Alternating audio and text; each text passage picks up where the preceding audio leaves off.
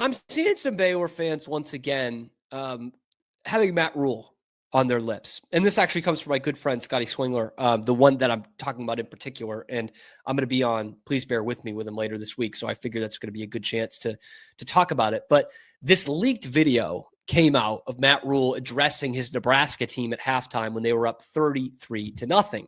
And he rips into them. I'm going to play some from it in a second here, but wanted to go through what Scotty had to say, because I've seen this echoed from a lot of Baylor fans before. This is not just a Scotty thing. He says, Matt Rhule is Baylor's flaming hot ex, will never quite get over no matter how attractive the current girlfriend is. That was his takeaway, and I'm sure more Baylor fans take away from this leaked video, part of the leaked video of Matt Rhule laying into his players in the locker room when they were up by almost 5 touchdowns. Yeah, let's go, baby, yeah. That's, I'm sure, how a lot of you watch this, right? And who wouldn't want that as their head coach? I'm not seeing it, man. And I know Nebraska's all rah-rah about Matt Rhule, right? They love him. And this is supposed to be the year they win 10 games. I'd hold my breath if I were you about winning 10 games at Nebraska. They're the same coach. Results-wise, they're the same coach. Well, I mean, you never know when the Cam Stuart show might just break out. And Scotty, I mean, to get to hear you get name checked like that on a very popular show, I think that's something. Probably the best locked on Big 12 show. I'll just say it. I think Cam's my favorite. Many are saying that. Jay Catch at BYU is pretty great. We all love our friend Drake. Scotty, Toll. you'll certainly get your turn, but yes, you just offended Drake Toll and several others in the Locked On family. But well, good. I mean, just to be in the middle of you two, I've had to wade in there, and I'm gonna have to kind of moderate this thing. Cam, welcome to the show, and I wish you could have heard. We had a robust discussion earlier about the opportunities before for this Baylor team, and like even maybe some comparisons to those Bryles teams and some of the weapons. And man, this is the ultimate why not us type year, because I don't know. I look around the Big 12 and I don't see it. But today, right now, Cam, we want to start out with like, what led you to wade into this Matt Rhule situation? His halftime speech was, to me, for a team that was up 33-0 at halftime, it's one of the great halftime speeches I've seen. There were some F-bombs dropped. Mm-hmm. He was very excited, and I have to side. I want Cam. I want you to go first, and then we'll let Scotty come. But in your mind, you were kind of insinuating you weren't singling Scotty out. Yet you kind of did. Wasn't. Yeah. You certainly like, hey, we're not trying to single him out, but here is his name, and I'm going to also quote him. Yeah, I'm also going to quote exactly what Scotty was saying about Matt Rhule. So I think you use that as a jumping off point to say, hey, the good old days maybe weren't as good old days as you remember him. Although he did go out, you have to say, in a blaze of glory, right? Sure. In 2019, he goes off and good things were happening, lots of excitement. And so there is a certain, but Cam, why did you have to, of all the people you could have brought up, why was Scotty the face of that whole situation? Well, I mean, mainly because Scotty had a good tweet. Like that was a good tweet. That's a good way to put it. We're gonna praise Scotty now. All right. Well, that's why. The reason why was I couldn't get 3 segments out of someone's previewing Samford football, but and I needed something else. But this is something that comes up, Matt. I know you've seen it. I've seen, and as I said in there, like, Scotty was a means to an end on this tweet. I have seen this from a bunch of people over the last few years, Baylor fans, specifically when things are going bad. Scotty's got the bravery to do it on a good week. But I hear this a lot, and I used to think like that. Like when Dave Aranda was not having a good year in 22 and 23, I would think, like, what is it going to be like or what would it have been like if we had just kept Matt Rhule throughout all of this? And obviously there's a difference if there's continuity at a place, which Matt doesn't really like to have. But when you look at their resumes side by side, they're very similar. And when you have two very similar resumes like that, and you're going towards like the things that separate you, the conference championship, the BCS Bowl or New Year's Six Bowl, and the ranked victories, those all are checked boxes for Dave Aranda and not Matt Rhule. So this is something I see from a lot of Baylor fans, because a lot of Baylor fans don't like the persona of Dave Aranda. They don't like, the mild manneredness. They like the Matt Rhule, the Bear Bryant, like the fire you up in the locker room, 33-0 isn't good enough kind of thing, which I get. But if we're talking about a ball coach, they're pretty much the same.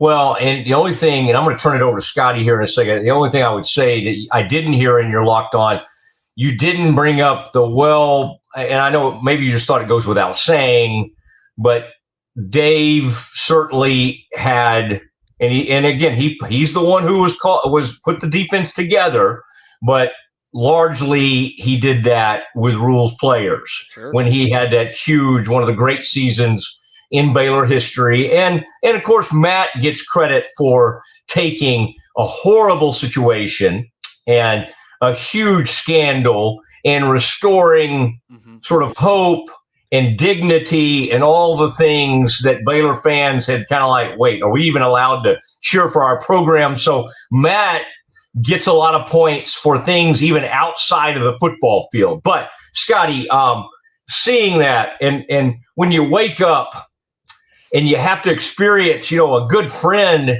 sort of calling you out in front of so many people, and Locked On, I'm not trying to be sarcastic. Locked On has a large audience, and it has a rabid, and it has an audience that people that sometimes are like, we love Cam, and whatever Cam says is right.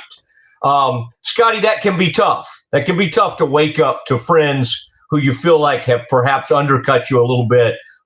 First of all, Scotty, are you hanging in there, having had to react to, basically after yesterday there's some other stuff going on we won't even mention, but then to have Cam come after you, are you doing okay with this? I think we might have lost Scotty here. I think we might have lost him. I mean, that's bad. That's bad. That's rough when the whole reason we're doing this is to let Scotty react to you, and he disappears. The good news is difficulties in the studio. Can I real quick? Hey, by the way, you and I both have great Wi-Fi and can continue on. I think our live stream is still working, but something has happened in the studio that has knocked Scotty Swingler off. We're getting word from Houston. Yeah, here we go. Listen, he has returned. I think, is that better? There's my audio, I think. Sounds you're fine. You're fine. Yeah, you sound good.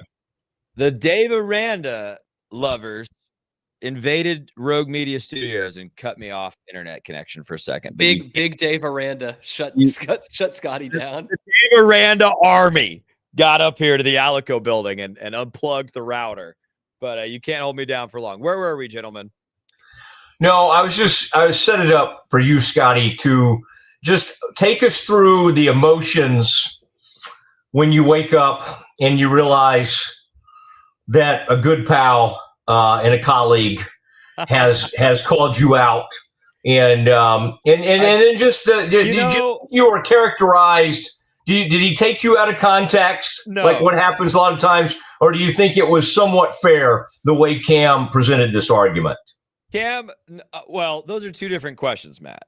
Did he appropriately portray my feelings in my tweet? I think so. Cam's a professional. He's a real journalist doing good work here. Yes, I said it. I meant it. I retweeted it today and said I meant it. It was a little jarring to wake up this morning, and as I'm getting out of the shower and trying to get a podcast going, to say, oh, my buddy Cam didn't invite me on his show to talk about this, but we'll do it on Rogue Media. It will be fine. He didn't even tweet at me about it. I'll get over it one day. Here's the question, though. You asked about the argument.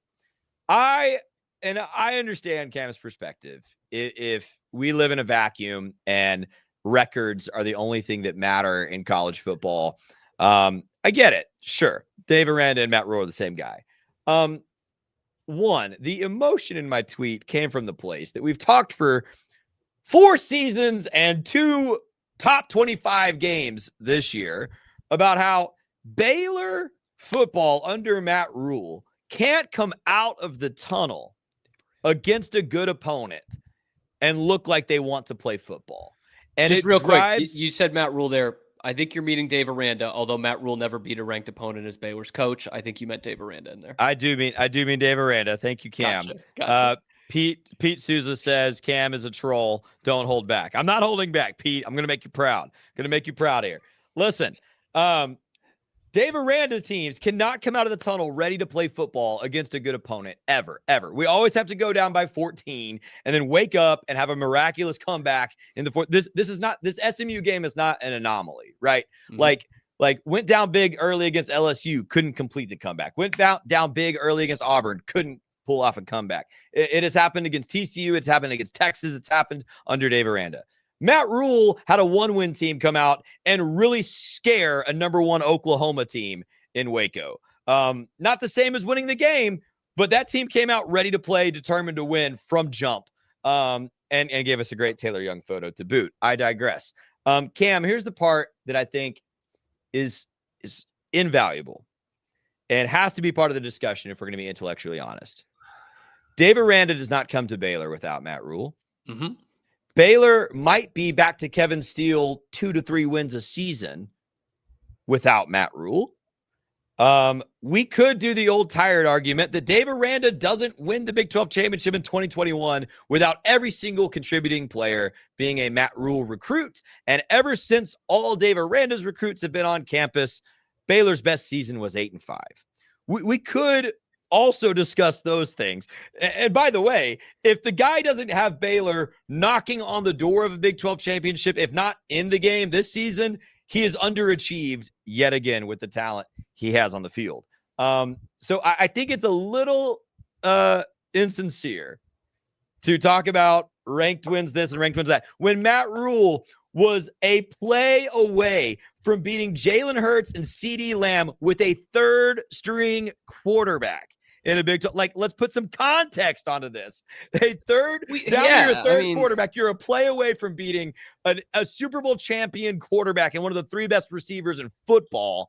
Like, it's not like Matt Rhule was like getting outcoached, like bullied by these bigger teams. Well, Cam, I want you to respond, but Scotty went for a while there.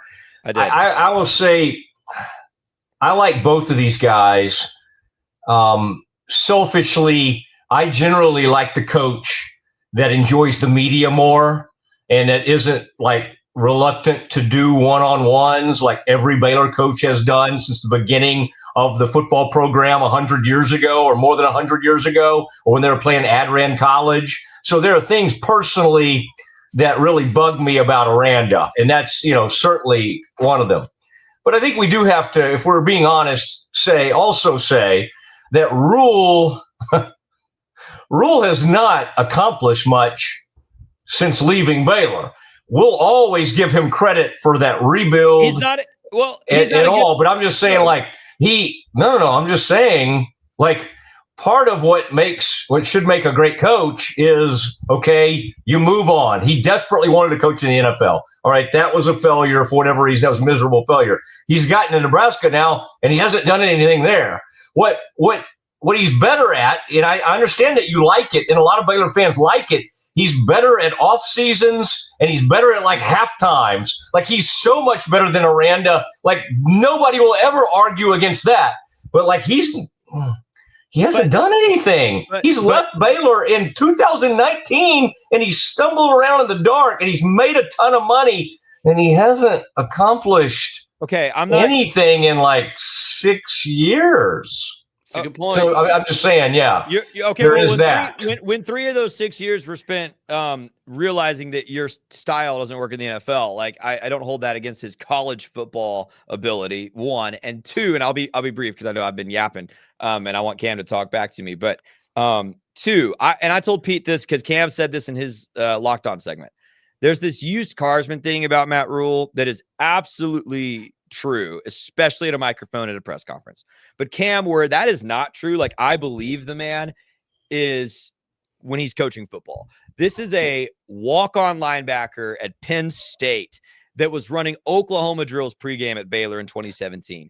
I think that is real. I think Matt Rhule really loves the physicality, hitting people, pissing people off, getting up in people's face. I think that is who he is. I don't think that's an act. I think he really loves that the cameras are running too. And I do miss that. No, I think he does that all the time, and I miss it. I miss that. The Oklahoma drills embarrassed me. Like I have to just say at the time, yeah, I was embarrassed. I remain embarrassed by that. Any coach that would ever do that before a game. It works. All right, no, I'm just saying I do. Go ahead, Cam. I'm sorry. Yeah. So here's what I do want to say about kind of the part of the context here, right? So I fully agree, and actually, Scotty sounded a lot like me for a little bit there about like Baylor does not like with a Boston accent or something. Well, we wouldn't want that, or else he can't ask questions to the coach. But like Baylor does not go 12-2 and win the Big 12 and win the Sugar Bowl without Matt Rhule having done that, right? And there's absolute legitimacy to him giving legitimacy back to the job. Like this could have very easily gone right back down where the sun don't shine for Baylor football. Like it could have been like that. And Matt Rhule comes in, he builds up enough, he's competitive enough that it doesn't have to be like that. Now, the argument I don't like, though, because, yeah, it was all Matt Rhule's guys as a part of that 21 championship team. And, like, those guys, when playing for Matt Rhule, did not get the job done in a very similar circumstance. They made the Sugar Bowl. They made the Big 12 championship game. With Dave Aranda, they did get the job done. And with Matt Rhule's players that couldn't beat a ranked team, his teams beat 4 ranked teams that year, which has to be a Baylor record. Like that can't be understated. And the other thing I think I need to get out there, as Matt definitely knows from our time on the Matt Mosley show, is I'm not part of the Aranda army. Let's be real. I'm not. I'm week to week with Dave Aranda. I was calling for his job 2 years ago. I don't back off it based on what the context was. But that's kind of where I'm at, is like, you know, Nebraska is going to be hyping up Matt Rhule because he's a program builder and everything. But it's like, would Nebraska trade him for Dave Aranda? I don't think so. And when you look at the body of work there, that's where it is the same. And in the ultimate results driven business, that's where it is the same. And that's what you pay the big money for. They're both a game over 500. That conference has so many, like, I'm not saying he's a fraud, but I kind of think James Franklin's a fraud, and I kind of think Bielema is a bit of a fraud. Although they're winning, I mean, you got to say Penn State and Illinois right now look pretty good. Just gets thrown in the top 10. It just made me think of all those Big Ten coaches right now. The only ones that are legit are Ryan Day and Dan Lanning. I think Lincoln's kind of fraudulent, but I'm sorry. Go ahead, Scotty. You were going to go somewhere. Here's the trade-off with Matt Rhule that we need to acknowledge. Where Cam is absolutely right is that you don't, if a school were to hire Matt Rhule next week, you're going to have him for 3 or 4 years. That sucks. Like I appreciate that Dave Aranda seems to want to be at Baylor. Granted, it's not like he's got a bunch of teams knocking on his door, you know, to go have a bigger job at this point either. I do appreciate that Matt Rhule, you don't know that he's in it for the long haul. However, he's like a consultant for local governments. That's good. Out of the red, that's good. And they leave. It's like Parks and Rec. Like that's what he does. I like that. I like that, Cam. But here's what's also true. Every stop, and Nebraska could be the exception, and we'll find out in like 2 years. We'll know. Every stop, he has accelerated and elevated the football to this unbelievable level. Like if you had told me after 2016, the Jim Grobe year when Baylor started really hot but ended 0-6, and the team quit. Like, hey, in 3 years, you'll be in a Big 12 championship game. I would have told you were smoking crack. I would have told you that was the craziest thing ever. So would it shock me if, maybe not this year, because the Big Ten is tough. Like, that is a much taller task than he's faced before. But in the next 2-3 years, if Nebraska's in the top 3 or 4 in the Big Ten fighting for a championship spot, that wouldn't shock me at all, because that's what he does. Dave Aranda, we just don't know, dude. This is his first head coaching job, and he gained a lot of trust and a lot of grace from winning a championship in year 2. That was tremendous. But since then, I'm not happy. Like, I am not satisfied if we're talking like Baylor's going to float around 7 wins every year. I'm not. And that's where I don't think I don't know that it's sincere again to say, well, Nebraska fans wouldn't trade Matt Rhule for Dave Aranda. Well, of course they wouldn't. What has Dave Aranda proved? Matt Rhule's proven everywhere he's been, other than the NFL, that we will elevate season over season. And by year 3, you're going to have a product on the field that's competitive. Well, Dave Aranda, and we talked about this earlier, he has to take advantage of this incredible good fortune. And that is Baylor helping him hire for, I think, a good amount of money, Jake Spavital. Let's not act like that hadn't been an incredible hire. Mm-hmm. And then just like who showed up in a manger all those years ago. Okay, that's a little much.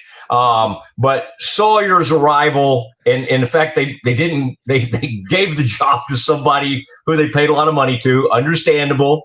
They paid DeQuan Finn Patriots like $750. Huh? Patriots did that once.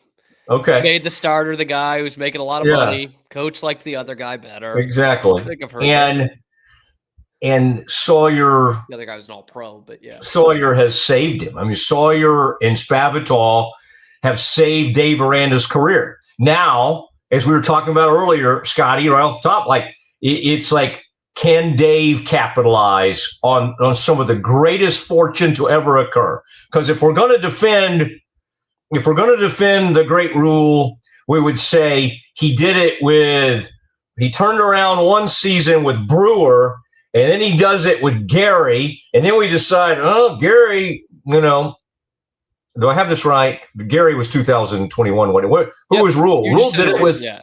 Okay. Rhule pretty much. Rhule, Charlie Brewer is the defining quarterback. He was the named starter halfway through year 1 and then all through Rhule's tenure. The difference is, again, in that Big 12 championship game, Bohannon had to play and then Zeno had to play. You went down to your third quarterback. And then same thing in the Sugar Bowl. Same thing in the Sugar Bowl against Georgia. None of the guys could really go, and it was Zeno that quarterbacked most of that game. Yeah. Some of the things he did, especially given that Petrie could go down. Singletary and RG3 are the 2 greatest Baylor players ever. But the guy that people really honestly should maybe be the most beloved ever should be Jalen Petrie. And so he stays, and then we got to give Aranda credit for then getting he and Bernard and Bernard was already playing great under Rhule, right? But he got those guys to an unbelievable level. And I think that's what we're waiting for even this year. I know there are a bunch of moving parts. What I don't want to give Aranda the excuse on right now, and Cam, we need to let you go because I know you got another big thing coming up, but there's a lot. I don't want to hear all this talk about and reporters are trying, it's not Dave making excuses, but reporters are trying to help him with this whole, you got these new players, don't you? You got these transfers. Oh, we don't. That's not going on in the rest of the country. That's not happening in the rest of the country, that they're bringing in all these guys off the street that you're having to move in and play significant roles. So I don't want to hear. They can't tackle, Matt, because they're not allowed to tackle much at practice. And I forgot the other 135 teams are allowed to tackle at practice in August. It's bad. That part goes bad. Cam, did you report on this, or did you? I said it when we started the show today. Baylor's 131st in scoring defense. Yeah, it's actually part of tomorrow's show. The top 5 things we're looking for in this game this weekend. That's funny that you bring that up, Scotty, because for me to put down Dave Aranda a little bit and bring it back to Baylor fans here. I did an episode earlier this week on Locked On Baylor, which was giving a grade to Dave Aranda so far. And that was part of it. They have one of the worst defenses in the country right now. They faced two good teams, don't get me wrong, but one of them didn't even pass the ball. Like, you didn't even force them to pass it. And so when I think I gave him a D, and someone commented, a lot of Baylor fans were upset that I would say such a thing. But one commented like, yeah, the defense is 131st out of 136. That's an F. Like, that's a failure. It's almost as bad as you can get. If you're fifth from bottom in your high school class, you're probably got an F, and that's something we can't ignore so far. And that's why I'm like still week to week on Dave Aranda. Like, as good as this offense looks, this defense is horrid right now. Horrid. They're facing a team on Saturday that's put up 16 points this year, though. Sanford has. Yes. Although it used to be kind of a nice offensive juggernaut in FCS or whatever they play in. Still running the air raid. 450 yards of offense last week, but 13 points. I like that when he tried to say something nice about him, he was like, I remember at Delta State, their coach, we played against him. It's like, well, he's not going to be out there playing. Like, that's the only thing Dave could think of. And he essentially said the same thing about Sanford's coach as he did about Hugh Freeze. He was Rhett Lashley, and they didn't stop him. He was like, no, he trick up and do a bunch of trick plays, a lot to prepare for. And I'm like, I'm looking at the right thing, right? They're 0-2 with 16 points scored. Am I right in that? When we give up 20 Saturday to Sanford, we just need to keep having the conversation. 8 red zone trips, 1 touchdown for the Sanford Bulldogs. How about Cam, that? I will just conclude with this, Cam. Yeah. There's a few things I know about a Matt Rhule coach team. I know they're going to come out of the tunnel ready to hit someone, and I know they're going to play good special teams. Dave Aranda teams don't. I need to see some improvement here, like all around, not just because it's not just, we can talk about the defense has been horrid, and that is by far the story of this. Scotty's about to lambast them on this special teams turnover against SMU. Dog. No, it's the kick. It's the kick return. The kick return against Auburn, man. Yes, like kick return against Auburn, kick return against LSU. Yeah, right. So it's bad. It's unacceptable. And especially when Josh Cameron is not touching the ball a lot on special teams, then you become more of a net negative, which I don't like. Like that dude was the best punt returner in the conference last year, and he's not lining up for all the punts. I'm like, why are we not? This dude could have been an All-American last year, and that's gonna be a huge help to getting him on an NFL roster at this time. Right. And last thing, he was better at putting together staffs, because while they if either looked into, or just give them credit, Mac or whoever made the hire of Spavital. No. Rhule was better at putting a staff together, because Rhule had been around the block and been around. And so he had that awesome old offensive line coach that I love, that we sadly have lost now. And he had that awesome defensive coordinator, Phil Snow, who's an old kind of dude. And Dave is just constantly like, is there anybody around here? Anybody? Is there anybody like at Western Kentucky that maybe can do something? Not only that, but not only that, 3 games. But Scott Drew gets a ton of credit because he's got like 5 assistant coaches that are now head coaches in college basketball. Look at Joey McGuire. Look at Fran Brown. Like Matt Rhule, it wasn't just bringing in buddies. He pulled Joey McGuire, out of Texas high school football. These guys are now good head coaches. I mean, so Syracuse really likes the Baylor pipeline. Yeah, Fran Brown's exactly like Matt, because he, instead of Oklahoma drills, he was making his guys run lines after the game the other day. Like he's Herb Brooks or something. I want that energy back in Waco. That's dumb. That's so dumb. That's so junior high. Guys, get up there and run some lines. I would have fired Fran Brown like on side right for that. To Baylor. Okay, I want him at Baylor. Let's bring him. We wanted him. Yeah, he left Baylor quickly after that first year. Okay, all my best, Cam. Have a great rest of the day, and thank you guys. Congrats. I don't think we've had you on since the huge news. I'm scared to even bring it up because it did happen, right? It did. I think I was on the day before, right? 2 days before. I did like a week before, and I kind of asked you something generic about it a little bit, and you're kind of like, no. And it was happening. I knew it was coming. And Grace is a great friend of mine, and I love her, and we love you. And so, there it is. There it is. We know this is going to be a beautiful marriage. I think we can say mainly because her the Matt father Rhule, is loaded. Dave Aranda thing, I think Baylor overall could do better, but I can't do better than Grace. So, No, how about she's that? great. She is a Mosley Show enthusiast. Big fan. And I can't wait to meet her family. In fact, Scotty and I have already said, even if we don't get the invite, we do plan on crashing that wedding. Hopefully it'll be in the greater Charlotte area. I've got friends in North Carolina. Oh, a date has been set. Okay. All right. We'll put a graphic. We'll put a graphic up next segment on that. Thank you, Cam. Appreciate it. Thank you guys for having me. Always a all fun my time. best. You and Sailor Bear. Growler Bear is back. Cam still rocking Sailor Bear. There he goes. Cam Stuart, and embrace debate. We got it was very civil, but also Scotty made some good points. Cam made some good points, and I don't know if I'm going to declare a champ. I think I would lean toward my daily colleague, Scotty Swingler. I always would lean that direction. But good points made by both. It is time